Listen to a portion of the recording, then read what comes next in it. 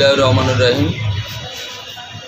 আমি প্রথমেই শুকরিয়া জানাই মহান রব্বুল আলামিনের দরবারে যে আমি বিগত দিনে যে প্রতীক নির্বাচিত হয়েছি, এবছরও সেই কাপ্রিস মার্কা প্রতীক আমি আজকে পেয়েছি। আমি মির্জাগঞ্জ উপজেলার সর্বস্তরের মানুষের কাছে আপনাদের মাধ্যমে দোয়া চাই এবং বিশেষ করে মির্জাগঞ্জের যে পূর্ণভূমি, এই পূর্ণভূমি মানুষের আমি বারবার খেদমত করতে চাই।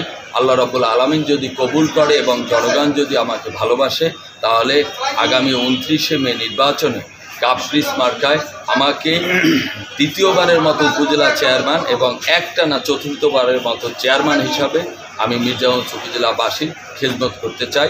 এজন্য আমি দলমত নির্বিশেষে সর্বস্তরের মানুষের আমি সহযোগিতা চাই।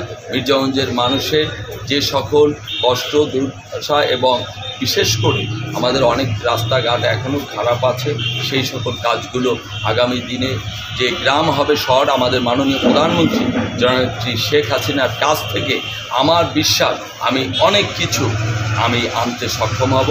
ইনশাআল্লাহ মির্জাগঞ্জের মানুষ আমার পাশে আছে এবং 29 তারিখ তারা আমাকে ভোট দিয়ে বিজয় করবে। ইনশাআল্লাহ আমি 100% নিশ্চিত আছি। জয় বাংলা, জয় বঙ্গবন্ধু।